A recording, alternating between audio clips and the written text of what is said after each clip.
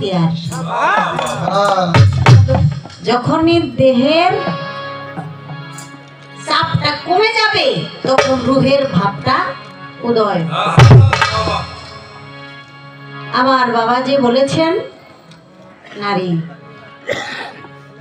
নারীও না পুরুষও না, এটা হলো হিজড়া। হিজড়া ওনার নারীও না পুরুষও না, এটা হলো পরম। ওখানে কোন অঙ্গ নাই, এটা হলো অনঙ্গ। ওটার অঙ্গ নাই, গুরুরও নাই, ভক্তেরও নাই, সব মিলেমিশে একাকার। তাহলে পৌরষ শক্তিটা থাকতে হবে। সেই পৌরষ অর্থাৎ আলো, জ্যোতি, সেই জ্যোতি এবং আলো যতক্ষণ পর্যন্ত না হবে বন্ধুত্ব হবে না। নারী আর পুরুষে কোনোদিন প্রেম হয় না, বন্ধুত্ব হয় না। সাময়িক শরীরের পশুত্ব নিবারণ করার জন্য একটা যন্ত্র, এছাড়া তার কিছু না। সাময়িক কিছুক্ষণ কর্মকাণ্ড করি, লন্ডভন্ড হই, খণ্ড হই, ধ্বংস হই, অংশ শেষ করি, সেটার নাম আমরা বংশ। অর্থাৎ এইটাই, নিজের অংশ করি ধ্বংস, এটার নাম রাখি বংশ। এই জন্য যেহেতু আমার অংশ দিয়া, সেজন্য দুনিয়াদারির অংশীদার হয়েছে। ওই যে ক্ষণিকের একটু আনন্দ পাইছিলাম, ওই আনন্দর খেসারত দিতে দিতে জিন্দেগি শেষ। তারপরেও পোলাই কয় কি করছো, অধিকার আছে, কারণ ওরে আমি আনন্দ করে দুনিয়ার জেলখানার মধ্যে আনছি। আমি তোর কাছে তোরা তিন বেলা তোর এই পাউটি ফোনের কথা, আমি আবার কই আমার সেবা করো, কইতে সেবা করবো। আমরাই তো সন্তানের কাছে ঋণী, কারণ আমরা ওদেরকে আনছি যে পিছনে আমার একটা স্বার্থ ছিল। আর যেই কর্মের স্বার্থপর হয় এইটাই পর, স্বার্থের নামই পর নাকি বাবা? স্বার্থের নামই হয় পর, এটার আমার না। সেই প্রেম খাঁটি, যেই প্রেমের কোনো আশা নাই, আকাঙ্ক্ষা নাই, শর্ত নাই, যুক্তি নাই, চুক্তি নাই, প্রত্যাশা, সেটা হলো খাঁটি। ওই খাঁটি প্রেমের মধ্যেই যদি আপনি প্রবেশ করতে পারেন, তাহলে আপনি দেশটাকে রক্ষা। এখানে হিসাব নিকাশ দেখেছি, অনেক দেখেছি, অত ভালো লাগে না। নিজেকে ধ্বংস করে, নিজেকে শেষ করে, আমার ভিতরের সব পাওয়ার জুয়ার সব শেষ করে আর কিসের আনন্দ?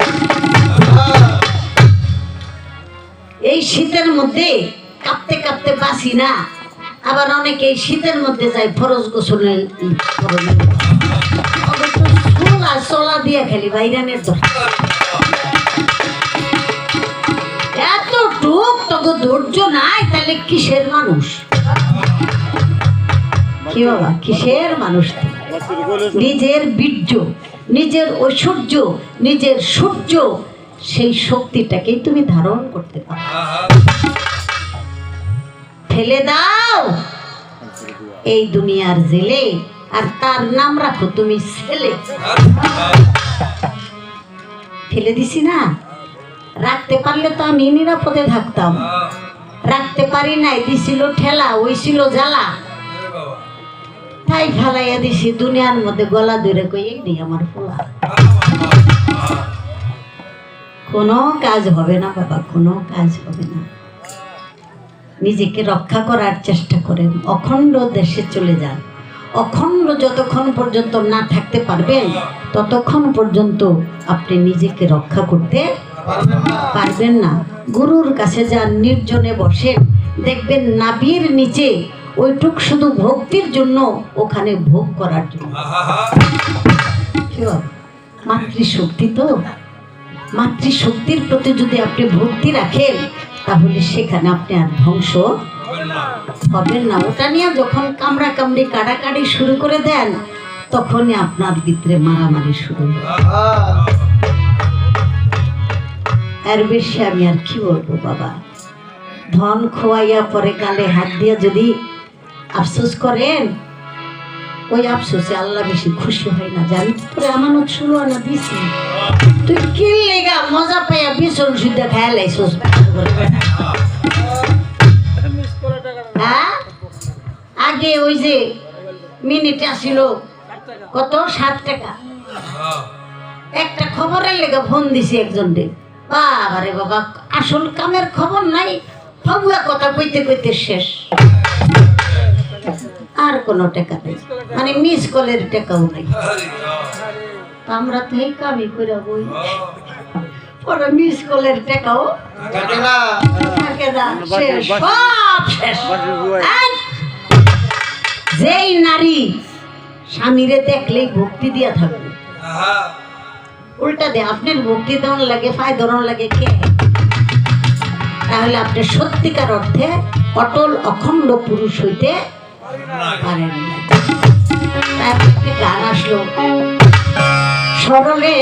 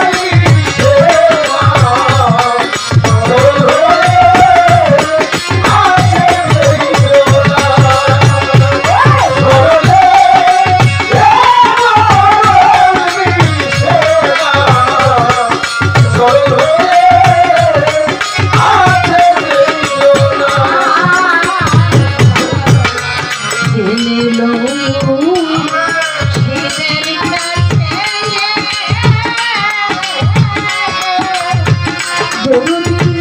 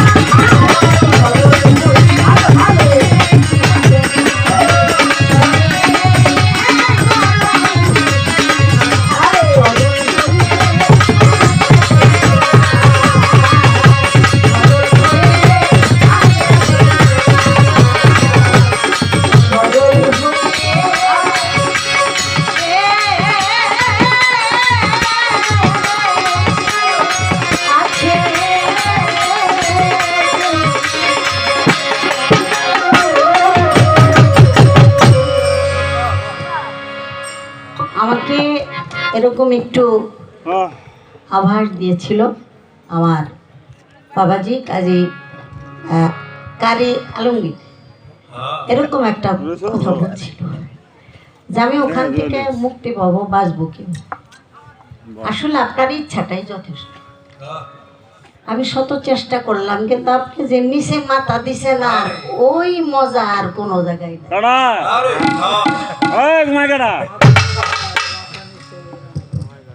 গুরু চাই ভক্তের দিক, আর ভক্ত চাই দুনিয়ার দিক, তাহলে তো হইল না।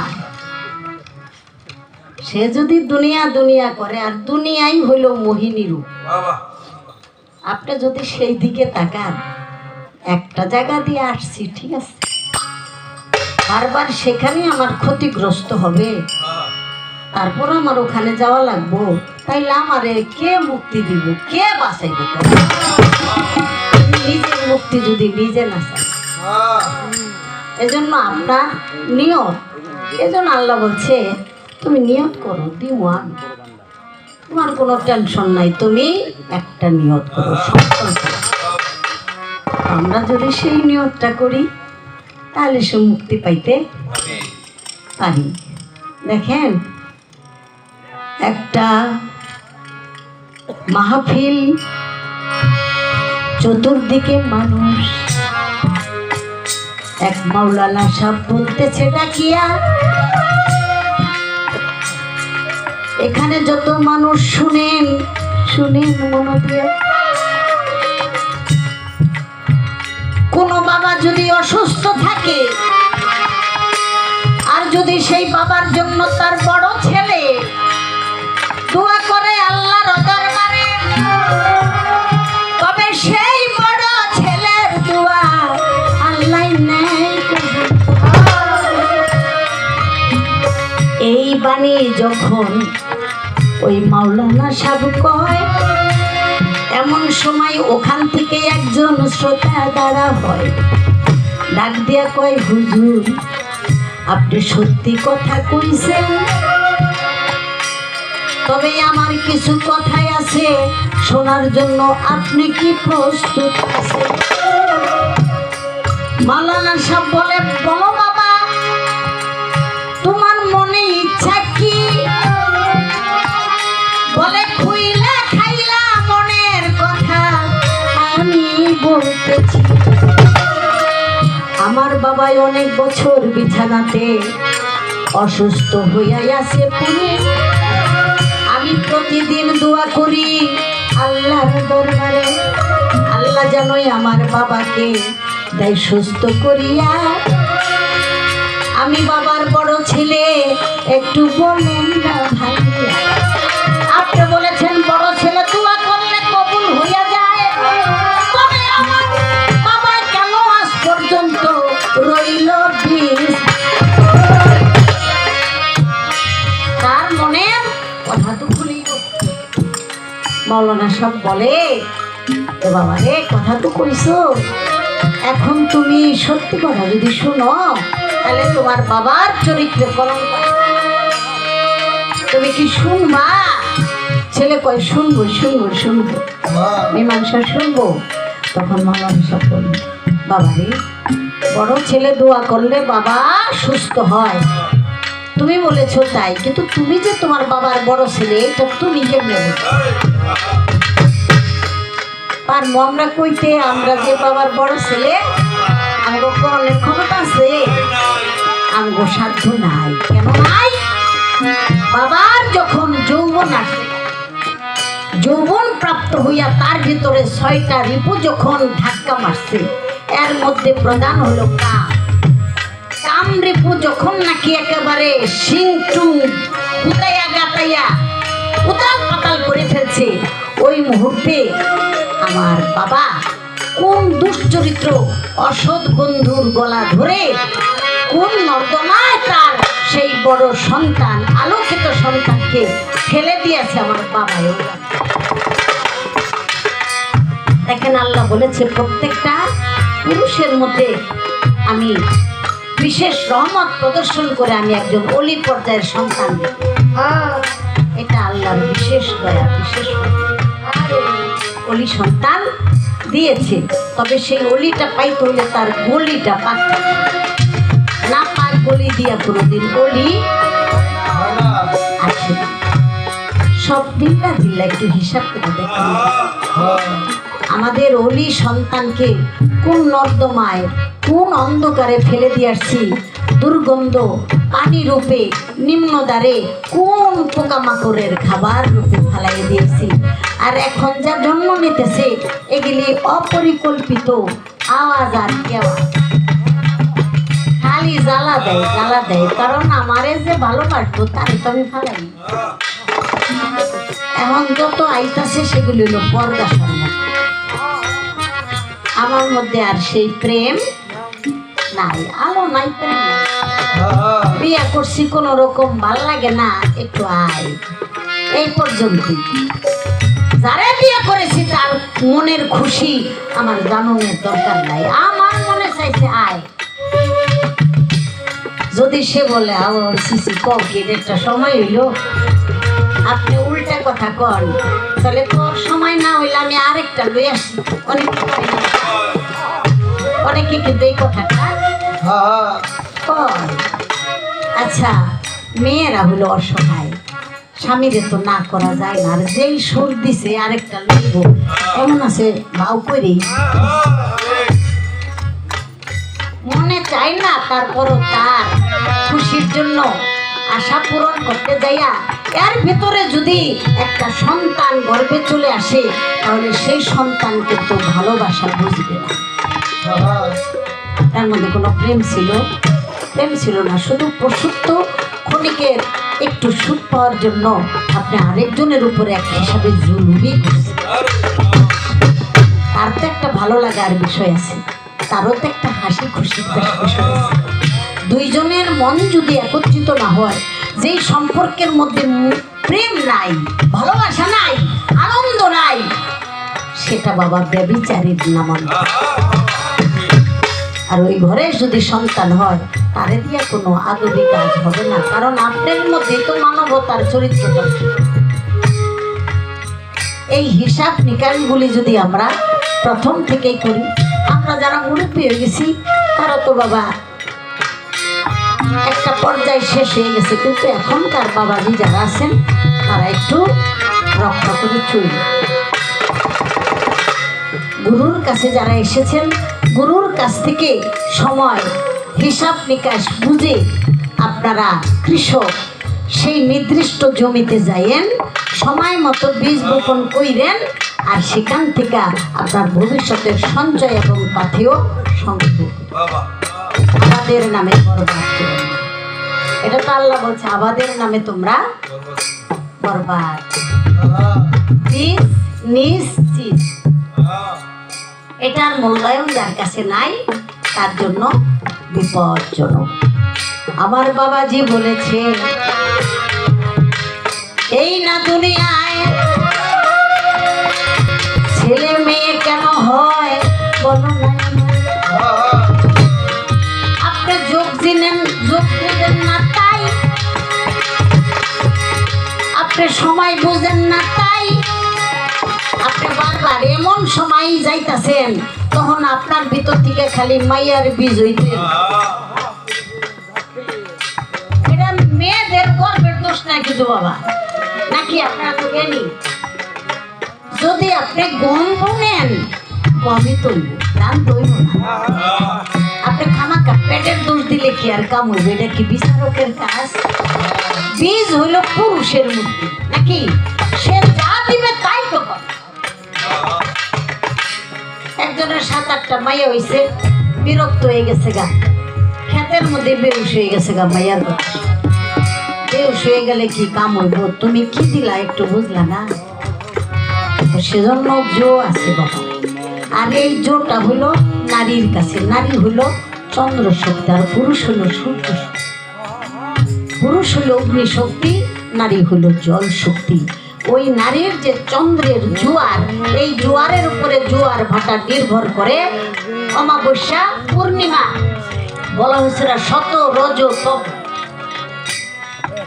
আপনার তো পুরুষ মানুষ, খোদার জাত, স্বামীর জাত, কিন্তু এই হিসাবটা কয়জনে আপনারা রক্ত করছেন শত রজ তম। এই তিনটা হিসাব যেই পুরুষের কাছে নাই সে তো কোনো সময় বুঝবে কখন ছেলে হবে কখন মেয়ে হবে, কোন সন্তানটার কতটুক সময় হবে। এটাও কিন্তু যখন আপনি আবাদ করবেন তখনই আপনার নির্ণয় নাকি।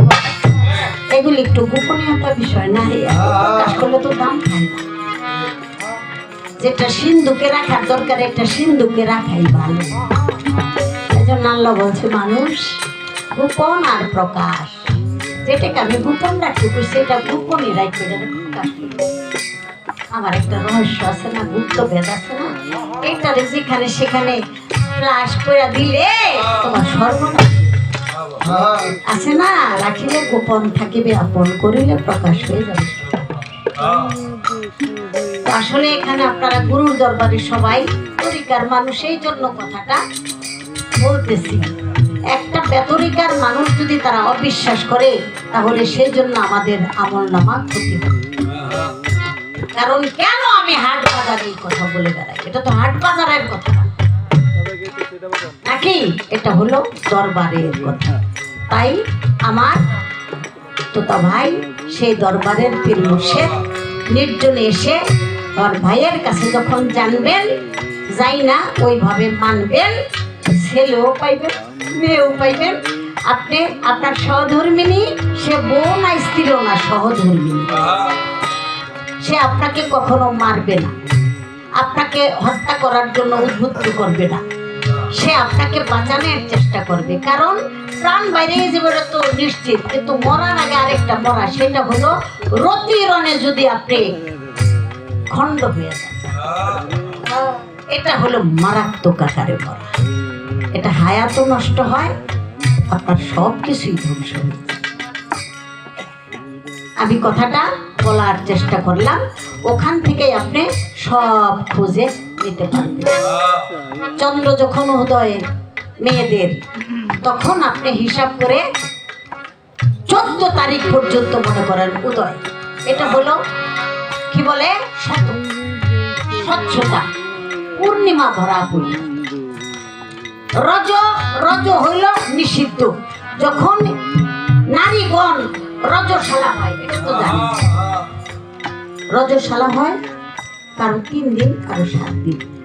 রজশালা মানে ঋতুবতী, এটা পবিত্র কোরআনে সূরা বাকারায় আল্লাহ বলেছে, বলছে না যে নারী যখন রজবতী হয়, ঋতুশালা হয়, তখন পুরুষ তোমরা কোনো মতেই সেই বিবির সাথে মিলিত হইও না, তাহলে অপরাধ। কারণ পানির মধ্যে বীজ বপন করলে সেটা ফসল হয়, ওই সময় কোনো সন্তান হবে না, ফসল হবে না, কিন্তু বীজ ঠিকই নষ্ট হবে। তরিকার জগতে তার হায়াত কাটে। দেখেন হিসাব নিকাশ করে অকালে মরে যাই কেন, এই জন্যই তো বলে দিলাম কথাখানি।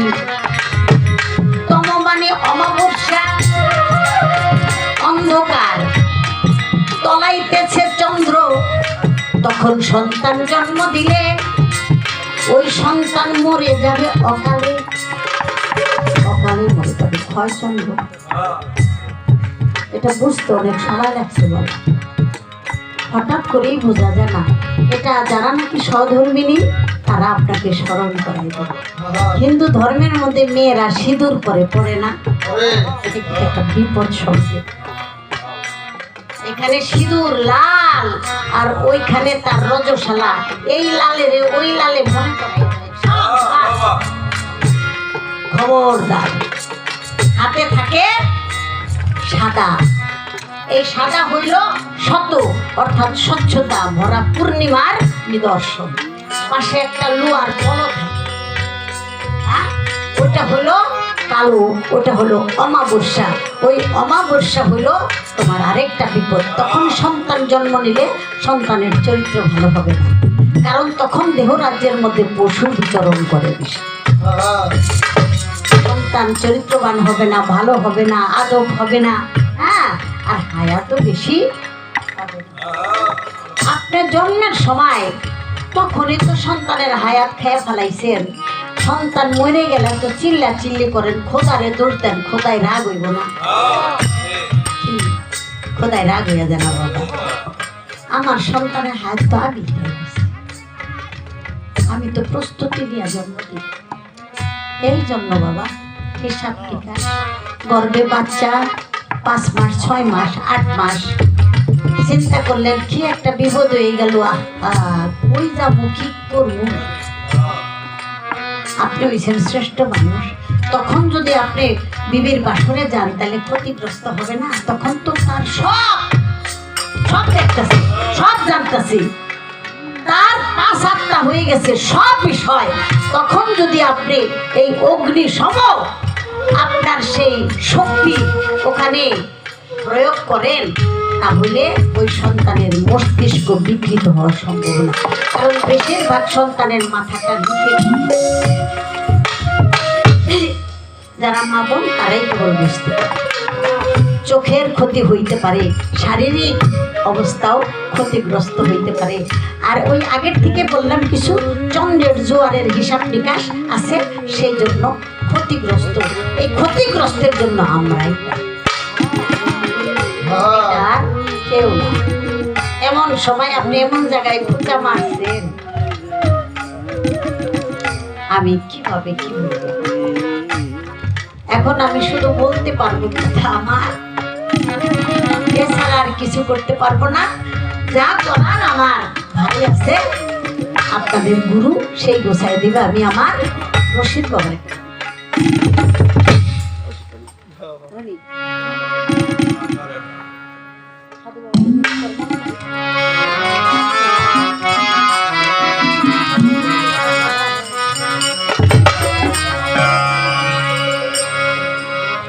মুর্শিদ ধরে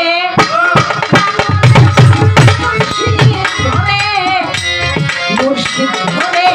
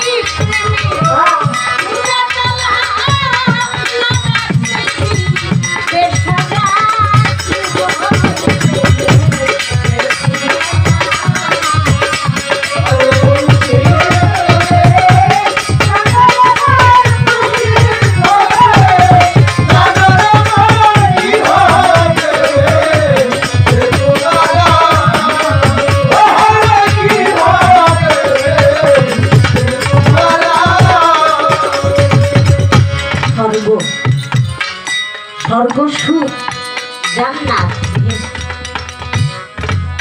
যেজন নাকি সর্বস্ব দিয়ে গুরুকে ভালোবেসেছে, গুরুর যে সুন্দর আর সুখ ভক্তের জন্য আর কোথাও নাই। গুরু নিজেই তো স্বর্গ, গুরুই আমার কাছে ঘুরি, গুরুই আমার কাছে করি, গুরুই আমার কাছে সুন্দর। আমার চোখে গুরুর চেয়ে এত সুন্দর আর কিছুই হতে পারে না। যে নাকি গুরু ধরেছে তার চতুর্দিকে যদি সবচেয়ে সুন্দরী নারীকে বিভস্ত করে ছেড়ে দেন, ওইদিকে ফিরেও থাকে। গুরু গুরুই ওই রূপী আর কিছু না। যারা জান্নাতেও চায় না, জান্নাতে যায় কিনব, যদি যারে ভালোবাসলাম, যার জন্য এত কিছু আমি তারই যদি না হুর পরে আমার শরীর টিপবো, হ্যাঁ যাই এইটা খামো ওইটা খামো, এহেন খাই খাই ওহন যায় যদি খালি খাই খাই,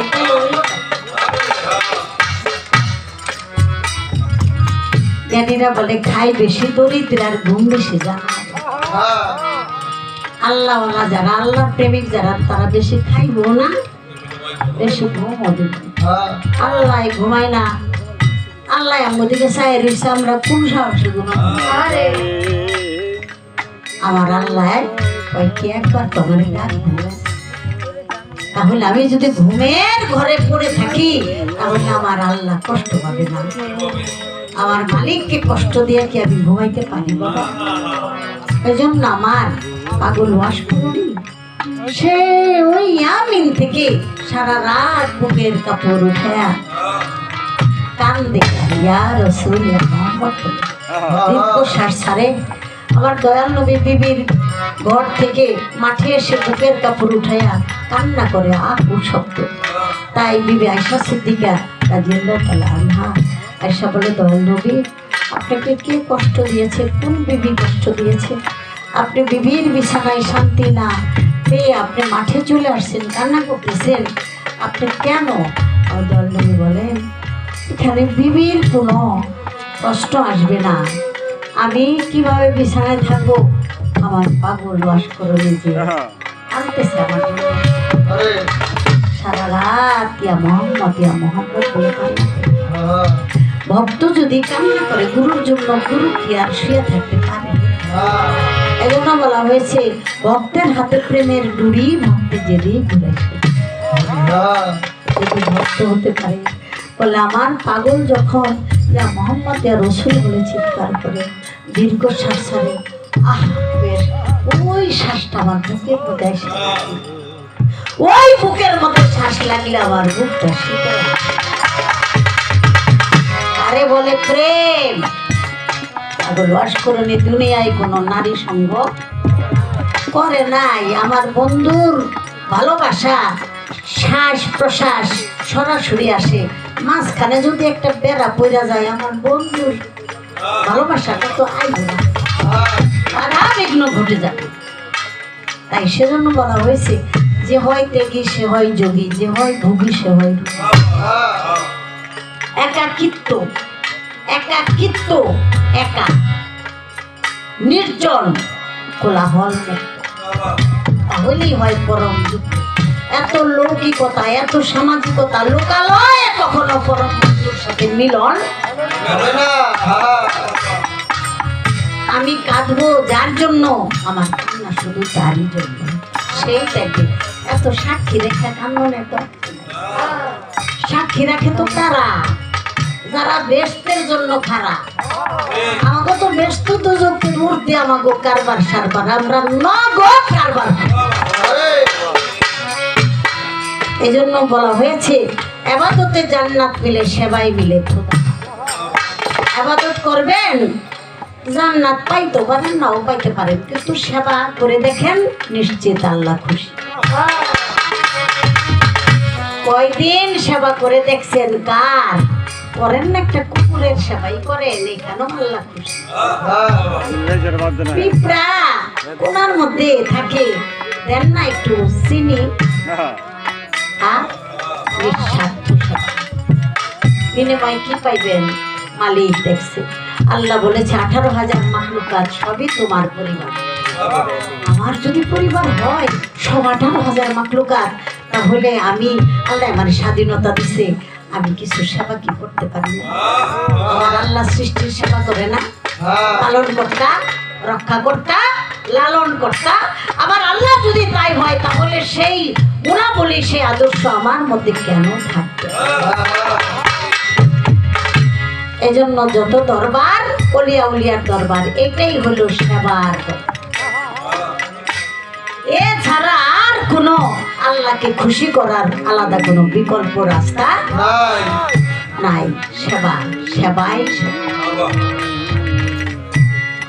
আমার কিছু ছেলে পেলে আছে, বলি কি সব দরবারই তোমার দরবার, বাবার দরবার, সব দরবারই এক দরবার। কয় মা কি করুম? বলি কি সেরা কাম করবো হইলো বাথরুম পরিষ্কার করবো, পায়খানা পুয়খানা করে আবর্জনা জড়াই থইব, এগুলি পরিষ্কার করবা। এটাই হলো সেরা সেবার কারবার।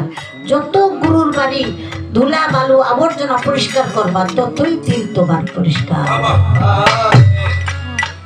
গুরুর মনটা ততই তুমি জয় করতে পারবা। এর চেয়ে বড় আনন্দ আর কি থাকে বলেন? গুরুর দরবারে এসে সাহেবগিরি চলে না। ওই যে কইছিলাম, ওই যে দড়ি বাইন্দা যে লুই গোটাই না, বেশি সাহেব হইলে ওইরকম বাইন্দা লুই।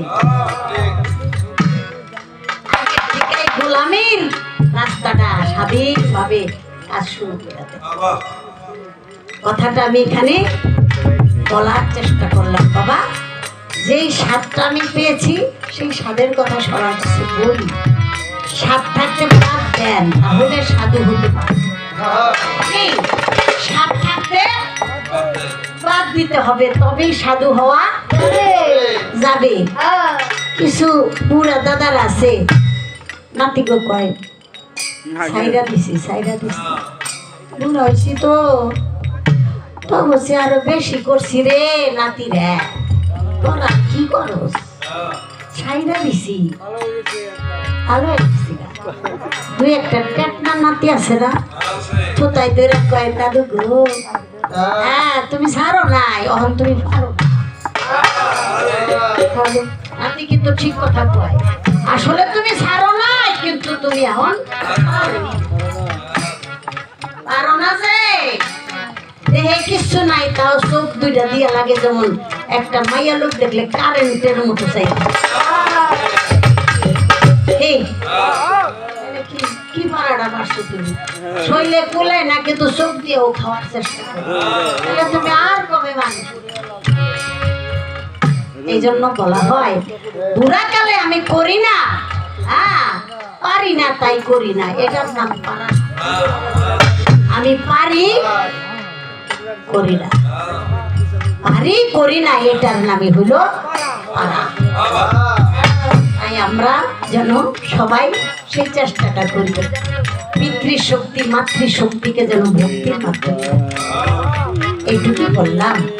আল্লাহ বলেছে পানি, যেই পানি দ্বারা তোমার সৃষ্টি, সেই পানির প্রতি রেখো দৃষ্টি। এই পানি অপচয় করিও না, তাহলে শয়তানের ভাই হয়ে যাবে, শয়তানের বন্ধু হয়ে যাইবা। এক বিন্দুর পানিতে তুমি তৈয়ার হয়েছো, এই পানি বিফলে ফেলবা না। বিফল যদি করো, তাহলে এই পানির অভাবে তুমি অকালেই শক্তি আর থাকবে না। জ্ঞানীরা তো বলে বাঁচো এবং বাড়ো, বাঁচতে হইব আর বাড়তে হইব, অর্থাৎ প্রবেশন সাধক সিদ্ধি, সেই সিদ্ধির দেশে লয় প্রাপ্ত। লাভ দিয়া যদি সাধু প্রেরণা উঠতে পারে, তাহলে কি অনেক যদি বিছানায় শুয়ে পড়ে, তাহলে হইল না। এই বাঁচার তো কোনো মানে হয় না। এই জন্য জ্ঞানীরা কথা বলেছে, কি হয় ভালো জিনিস তো বাবা, বিয়ে করেছেন তার একটু সহধর্মিনী বানান, দুইজনে গুরু ধরা হন, দুইজনে মিলেমিশে ভক্তি দিবেন, দেখবেন যে নাবির উপরের শুধু কারবার। এটা প্রেমের জগৎ, নাবির উপরে আসমানি খেলা, ওখানে নিচে কোনো মনই যাইব। যদি দুইজনে সেই প্রেমের দেশে যাইতে পারেন, এর চেয়ে ভালো লাগে আনন্দ আর কিছুই হতে পারে না। কে কলঙ্ক দিল, কে অপবাদ দিল, তাতে আমার দরকার নেই, আমার কাছে তো ভালো লাগে। সারা দুনিয়ায় ভক্তি করে, আমার কাছে আমারে যদি সূর্য লাগে, এর যে পরাজয় কিন্তু আর কিছুই হতে পারে না। মুর্শিদ বাবার গানটা এখানে গিয়েছি, আমার মালিক বাবাজির গানটা করেছি। জেনে ল মুর্শিদের কাছে সাপের মাথায় দেয় নাচতেছে, তবু সাপে বুঝি সাপে রোজা রাখছে রে, এই জন্য কষ্টে তুলে দেয়, এত ব্যস্ত আল্লাহ পাইবেন করতে, গুরুর ভজন করবেন করতে। এবার গুরুর মুখ পানে চাইয়া আপনি আগানোর চেষ্টা করেন। সাক্ষী আছে দুধের ভাণ্ড, উপরে ভাসে মাখন ছানা।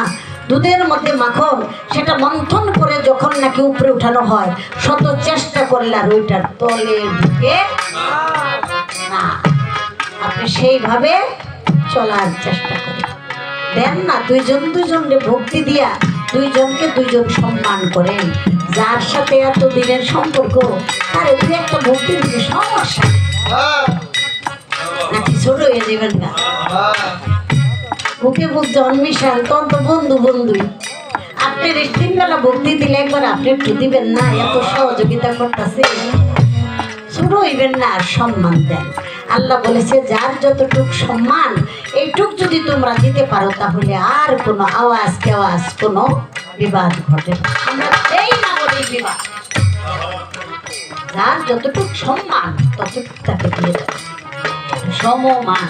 যার মান আছে সে আরেকজনকে সম্মান দিতে যাবে, যার মান নাই হয় মান। তাই গুরুর কাছে চলে যান, এই বিধানগুলি ক্লিয়ার হয়ে যাবে, পরিষ্কার হয়ে যাবে।